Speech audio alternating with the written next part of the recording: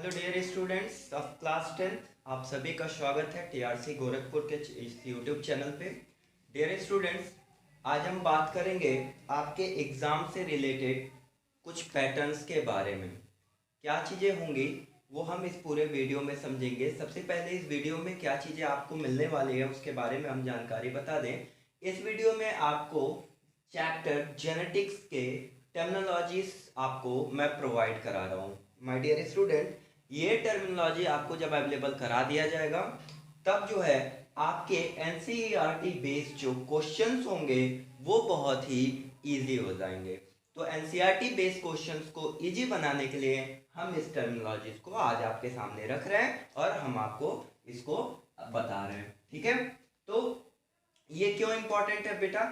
ये इसलिए इंपॉर्टेंट है कि जेनेटिक की जब आप टर्मिनोलॉजीज क्लियर कर ले रहे हो, ठीक है, जेनेटिक्स के जब एनसीईआरटी पैटर्न्स क्वेश्चन आंसर आप क्लियर कर ले रहे हो तो यहाँ पे बहुत आराम से आप बोर्ड एग्जाम में बैठ के फिजिक्स केमिस्ट्री में की तरह ही आप बायो में भी क्या कर सकते हो, अच्छा स्कोर कर सकते हो। डियर स्टूडेंट्स, आपको मैं बता दूं जो सबसे ज्यादा टफनेस होता है बेटा बायोलॉजी टर्म में आपके क्लास 10th के अंदर, वो सबसे ज्यादा जो टफ चैप्टर होता है वो जेनेटिक्स ही होता है। कैसे टफ होता है बेटा? टफ होता ही नहीं है, होता थोड़ा सा कॉम्प्लेक्स है, पर इसको बच्चे थोड़ा सा टफ समझते हैं। तो इसको एकदम आसानी से समझने के लिए मैं आप सबके सामने पूरी टर्मिनोलॉजीज लाया हूँ इस चैप्टर का। मतलब ये समझ लीजिए कि इसका पूरा निचोड़ मैं आपके सामने रखूंगा।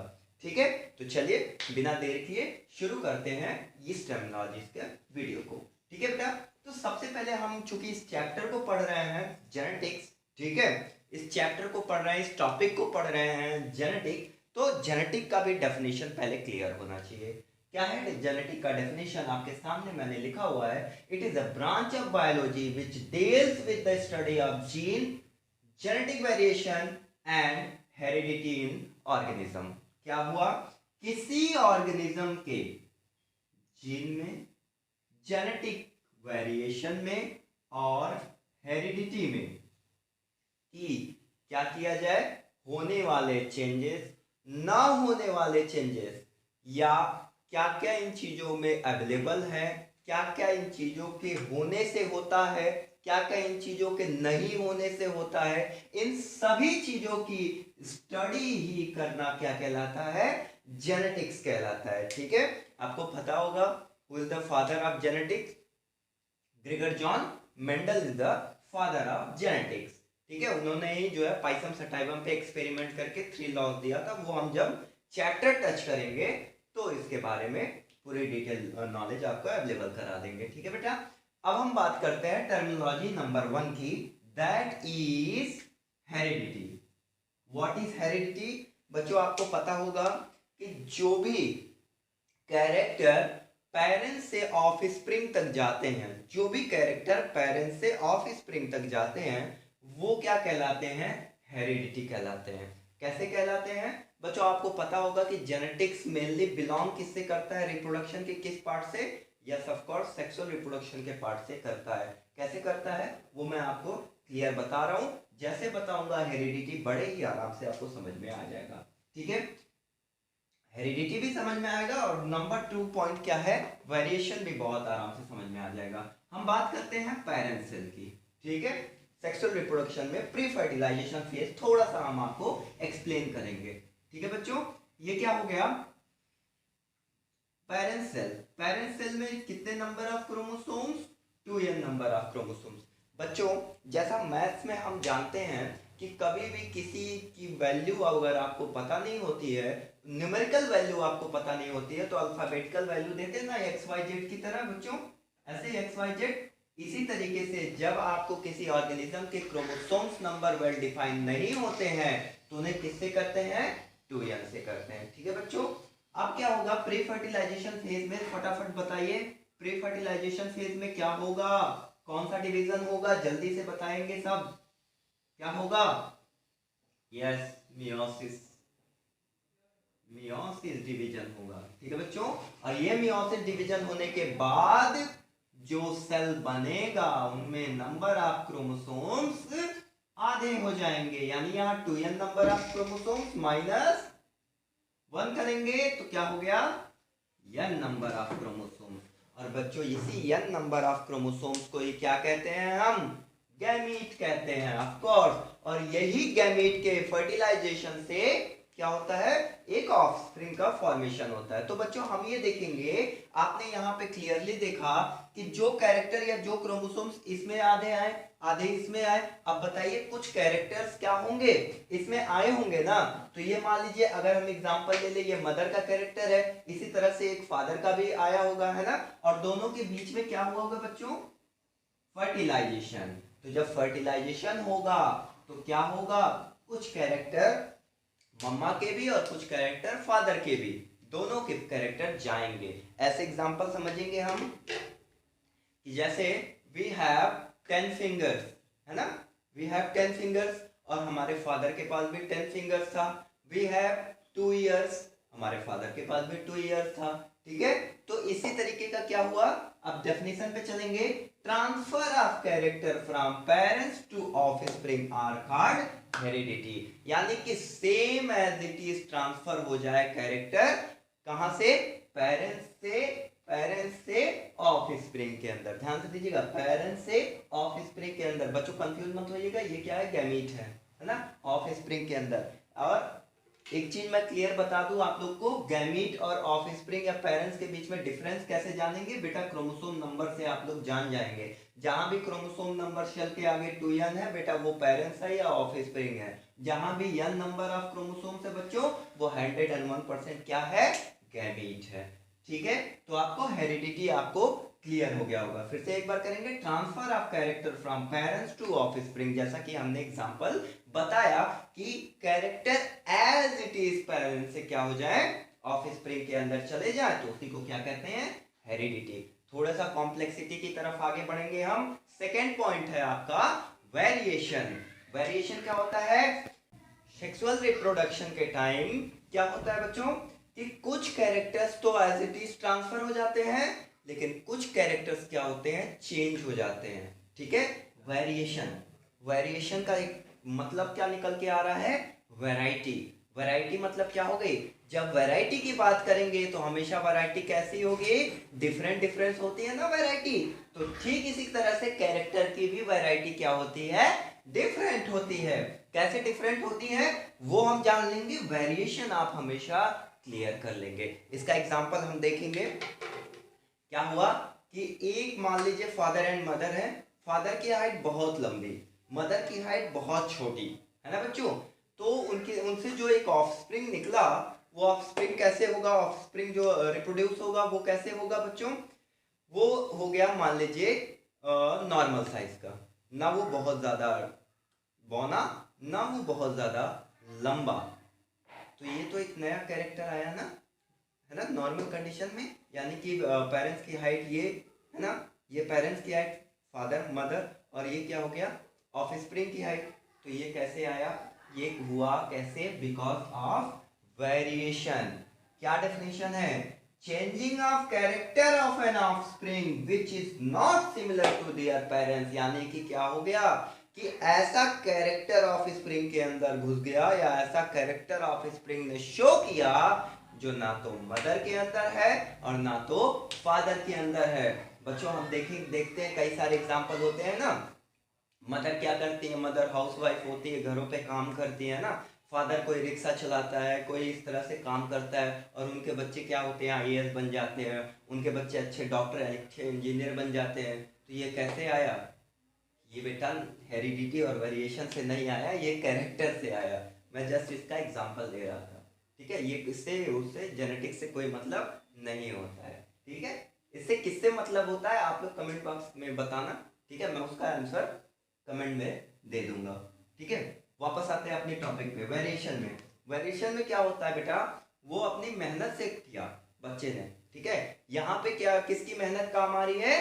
कैरेक्टर की मेहनत। और कैरेक्टर की मेहनत कैसे काम आएगी?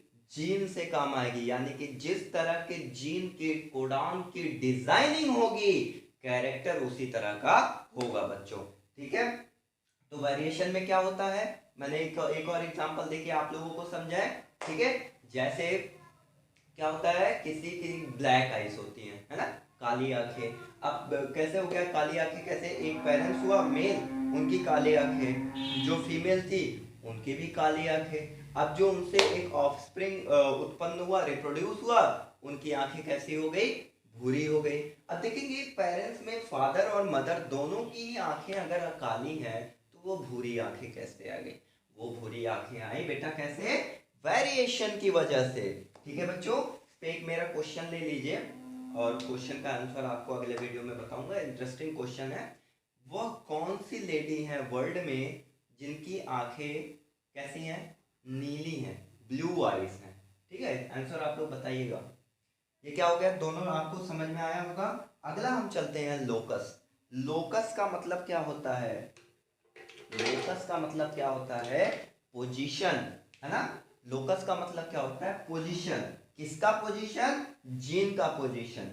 एक क्रोमोसोम्स के अंदर जीन का कौन सा पोजीशन है ना, उसी को क्या कहते हैं बच्चों? लोकस कहते हैं। जैसे एक क्लासरूम का अंदर है ना, ये क्लासरूम है, इसमें मान लीजिए कई सारे बेंचेस हैं, है ना। अब बच्चे क्या हो गए?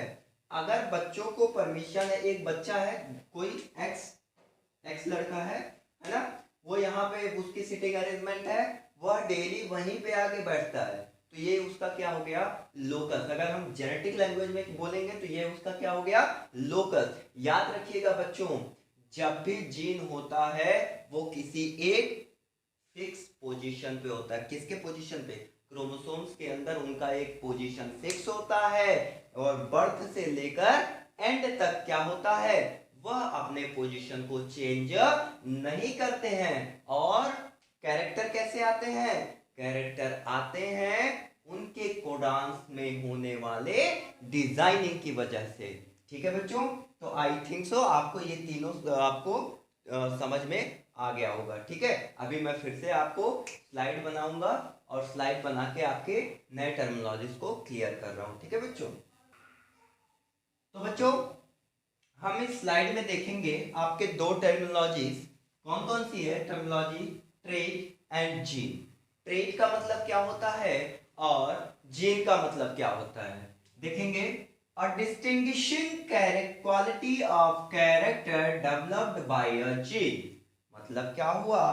अब यहाँ पे एक छोटा सा हम चीज देख के समझेंगे कि जीन के कोडांस, है ना, जीन के कोडांस की डिजाइनिंग जैसे होगी वैसे भी क्वालिटी वो कैरेक्टर में डेवलप करेगा। उसे क्या कहते हैं? ट्रेट कहते हैं। अभी भी नहीं समझ में आया होगा, मैं क्लियर आपको समझा दे रहा हूं। जैसे कोई एक ऐसा जीन होगा जो ये डिसाइड करेगा कि we have 5 fingers in a single hand, 5 उंगलियां एक सिंगल हैंड में होंगी। ये कोई जीन डिसाइड करेगा ना, तो इससे क्या हो गया? अब ध्यान से देखिएगा, कोई एक पर्टिकुलर जीन है जो ये डिसाइड कर रहा है कि कितनी फिंगर्स होनी चाहिए? 5 फिंगर्स होने चाहिए। कितने हैंड होने चाहिए? 2 हैंड होने चाहिए। अब ध्यान से देखिएगा, मान लीजिए ये बात कर रहा है फिंगर्स की, ये बात कर रहा है हैंड की। ठीक है, तो अब क्या हो गया? जो हैंड, जो जीन हैंड की बात कर रहा है वह जीन फिंगर की बात कभी नहीं करेगा। जो जीन फिंगर की बात कर रहा है वह जीन नोज की बात कभी नहीं करेगा। इसे और अच्छे से समझाऊं, बायो का टीचर कभी भी क्लासरूम के अंदर कॉमर्स नहीं पढ़ा सकता, है ना। मैथ का टीचर कभी भी क्या है? बायो नहीं पढ़ा सकता आप लोगों को। ठीक है, ये समझ में आई बात? क्योंकि वह पर्टिकुलरली क्या करता है? एक ही सब्जेक्ट पे फोकस ऑन रहता है। जैसे मैं पर्टिकुलरली अपना एक्सपीरियंस बताऊं तो मैं जो है कॉमर्स किसी को भी नहीं पढ़ा सकता। ठीक है, क्योंकि मैं बायो का टीचर हूं। अब देखिएगा, यानी डिस्टिंग्विशिंग, यानी कि एक पर्टिकुलर क्वालिटी ऑफ कैरेक्टर, अगर एक जीन है वो particular quality of character show कर रहा है, अगर कोई दूसरा कैरेक्टर शो करना होगा तो क्या पॉसिबल है इस जीन से हो पाएगा? नो बच्चों, ये कतई पॉसिबल नहीं है। दूसरे कैरेक्टर के लिए हमें दूसरे जीन के कोडांस के डिजाइनिंग की आवश्यकता पड़ेगी। ठीक है बच्चों, अब आता है दूसरा जीन। जीन किसे कहते हैं? ये भी बात हम बार बार, कई सारी बातें हम रिपीट हो रही है कि बच्चों ये जीन क्या, जीन है, जेनेटिक वेरिएशन है, जीन है, जेनेटिक वेरिएशन है ना, इन सारी चीजों के बारे में बात हो रही है। तो अभी समझ लें कि ये जीन क्या है। It is a sequence of nucleotide in DNA which is responsible for particular character. अब यहाँ ध्यान से देख लेंगे, distinguishing quality of character and particular character. ये क्या है, ध्यान से एक बार फिर से देख लीजिएगा। सीक्वेंस ऑफ न्यूक्लियोटाइड है ना, सीक्वेंस ऑफ न्यूक्लियोटाइड। जब मैं आपको डीएनए पढ़ाऊंगा, केमिकल स्ट्रक्चर ऑफ डीएनए पढ़ाऊंगा, वहां पे हमें आपको क्लियरली ये बात दिखा दूंगा और समझा दूंगा कि सीक्वेंस ऑफ न्यूक्लियोटाइड क्या होता है। ठीक है बच्चों, क्या होता है मैं आपको क्लियरली बता दूंगा। लेकिन हम यहाँ पे समझेंगे कि यह डीएनए के अंदर एक न्यूक्लियोटाइड होता है जो किसमें होता है, सीक्वेंस में होता है। सीक्वेंस का मतलब क्या होता है कि मान लीजिए, ठीक है,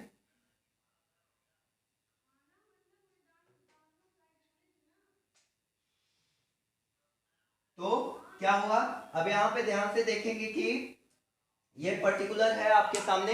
अब इसकी कोडॉन्स कैसे होती हैं, अब ध्यान से देखिएगा, ये कोडॉन्स मैंने बताया। अब ये पर्टिकुलर डिजाइनिंग में ये इस हाइट का यहाँ पे है, ये इस हाइट का यहाँ पे है, ये छोटी हाइट का यहाँ पे है, छोटी हाइट का यहाँ पे है, दोनों सेम है। ये यहाँ पे फिर से क्या हो गया बच्चों, रिपीट हो गया, है ना, क्या हो गया, रिपीट हो गया। तो ये सीक्वेंस कहलाता है। अब आगे भी ये कहीं भी जाके रिपीट हो जाएगा, फिर आगे कहीं भी जाके ये रिपीट हो जाएगा, फिर आगे कहीं भी जाके ये रिपीट हो जाएगा। तो इसी को क्या कहते हैं, सीक्वेंस कहते हैं। समझ में आया। अब हम चलते हैं रिस्पॉन्सिबल फॉर पर्टिकुलर कैरेक्टर, इसके बारे में जानेंगे। अब देखेंगे कि अगर यह कोई जीन है जो रिस्पॉन्सिबल है किसी एक कैरेक्टर के लिए, तो यह वाला कोडान, मतलब ये जीन के अंदर कोडान की हम बात कर रहे हैं, ये वाला कोडान अगर रिस्पॉन्सिबल है तो बच्चों, तो ये वाला भी उस पर्टिकुलर कैरेक्टर के लिए रिस्पॉन्सिबल नहीं होगा। जैसे मान लीजिए ये नोज का शेप बता रहा है, क्या बता रहा है, शेप ऑफ नोज, तो ये क्या बताएगा, मान लीजिए आई कलर, चलिए एग्जांपल ले लेना है, आई कलर। अब देखेंगे कि जब हम ऐसे कैरेक्टर को, ऐसे कोडांस को देखेंगे, तो क्या देखेंगे, हमेशा हमें यह समझ में आ जाएगा कि एक नोज का शेप ही बताएगा। अगर ऐसा कैरेक्टर है और इससे हम ये कहें कि जबरदस्ती कि तुम आई का कलर बनाओ, तुम आई का कलर, तो ये उस तरह से डिजाइन नहीं है। ठीक है, आई के कलर के लिए इस तरह का। तो इस तरह के कोडॉन्स होने से क्या होता है, आपका कैरेक्टर डिसाइड होता है। कैरेक्टर इट मीन सेंस क्या होता है, आई कलर, है ना, nose size, nose shape, nose position, है ना, हैंड पोजीशन, हैंड साइज, है ना, हैंड्स वर्क, ये सब क्या होते हैं, जेनेटिक्स में कैरेक्टर पढ़ते हैं। ठीक है बच्चों, ठीक है, तो ये स्लाइड आपको समझ में आई, ट्रेट क्या हो गया, जीन क्या हो गया, दोनों आपको समझ में आ गया क्या होता है। तो बच्चों हम देखेंगे अब नया स्लाइड आपका, ठीक है, टर्मिनोलॉजी होमोजाइगस और हेट्रोजाइगस। बात करते हैं होमोजाइगस और हेट्रोजाइगस की। आप लोगों ने मेंडल्स लॉ पढ़ा होगा, उसमें क्या होगा कि कैसे कैरेक्टर्स को बताया जाता है, कैसे कैरेक्टर को डिफाइन किया जाता है और कैसे कैरेक्टर को कोडान्स में लिखा जाता है। तो उसमें दो टर्मिनोलॉजी आपकी क्लियर आ जाती है, होमोजाइगस और हेट्रोजाइगस। दो टर्मिनोलॉजीज और क्लियर आती हैं, अभी मैं आपको नेक्स्ट स्लाइड में बना के बताऊंगा। ठीक है, तो बात समझते हैं हम होमोजाइगस की। होमोजाइगस होता क्या है, it is a genetic condition where an individual inherit the same allele for a particular gene from both sides।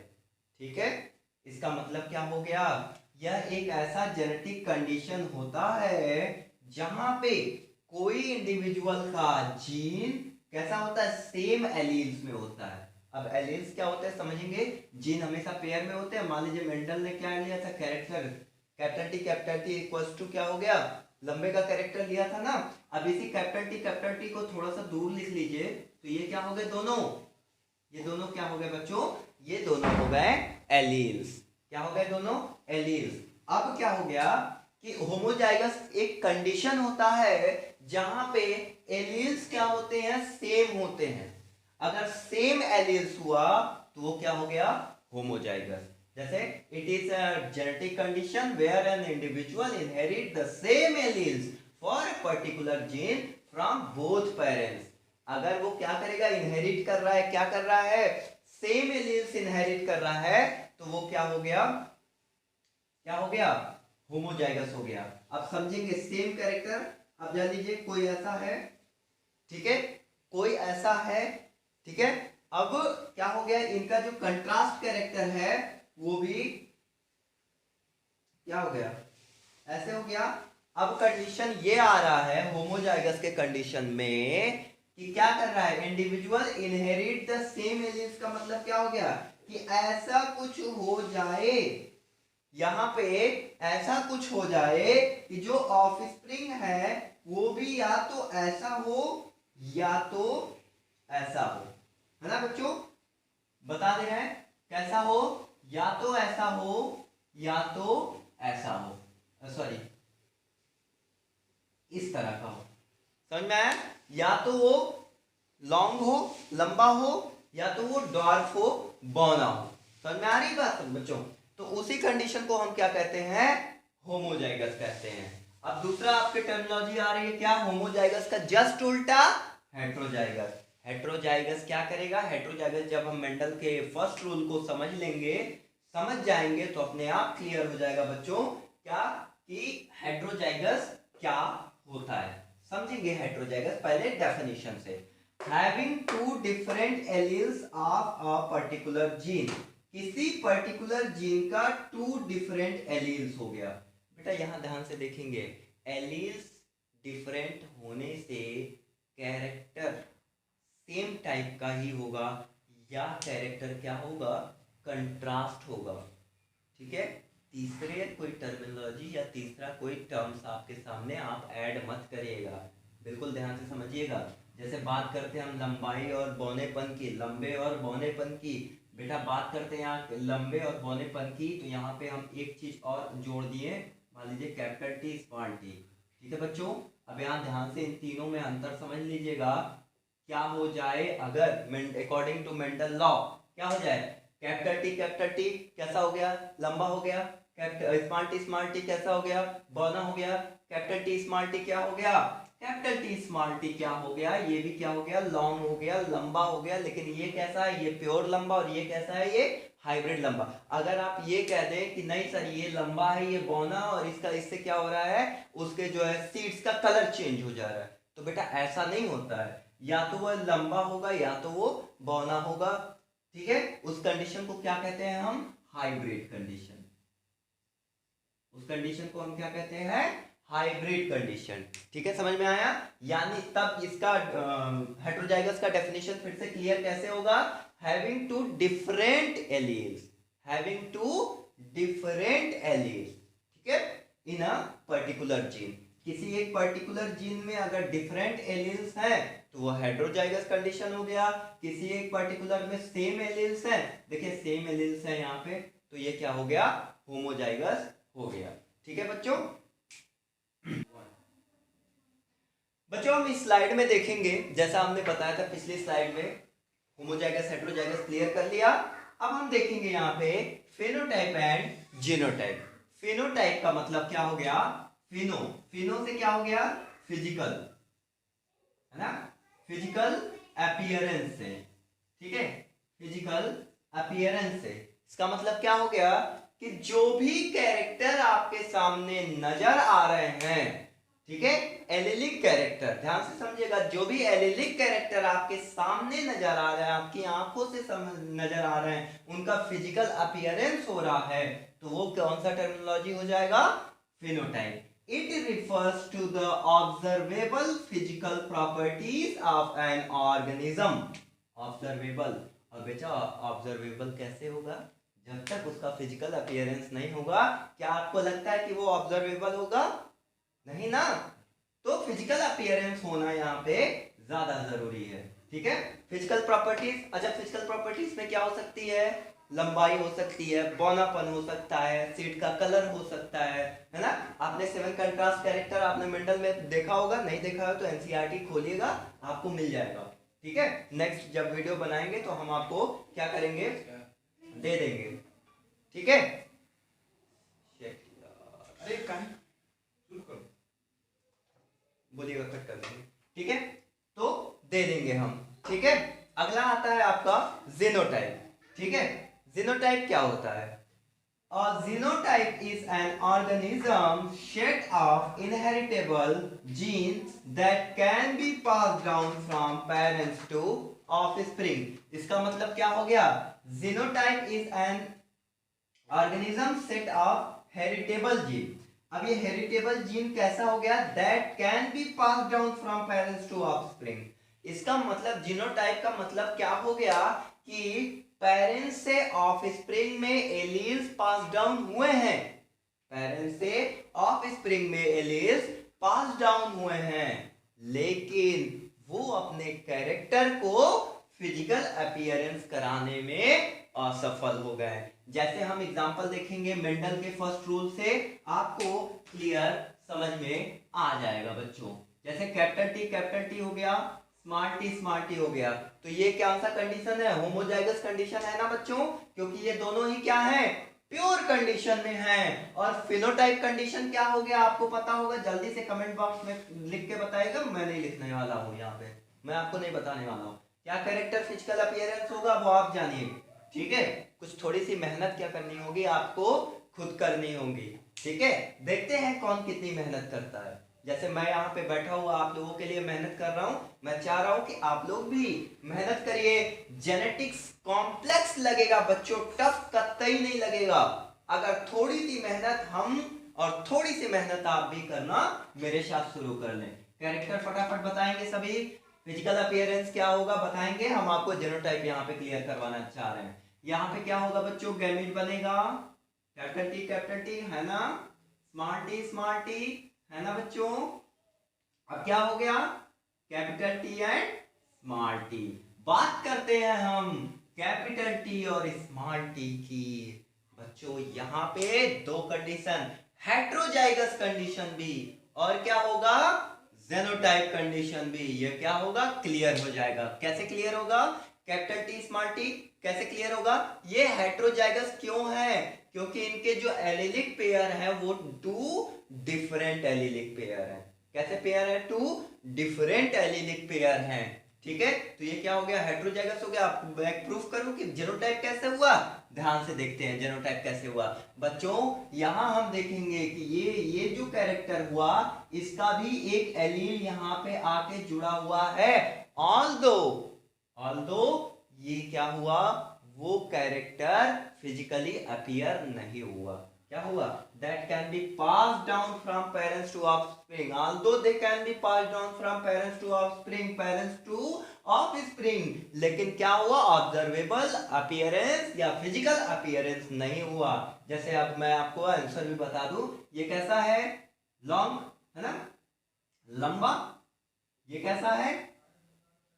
बौना। कैसा? बौना। ये दोनों प्योर हुए। इसे भी मान लीजिए अगर आप लंबा बना दे रहे हैं, क्या बना दिया? लंबा। तो क्या ये प्योर लंबा हुआ? नहीं ना, हाइब्रिड हुआ। और कैसे हाइब्रिड हुआ?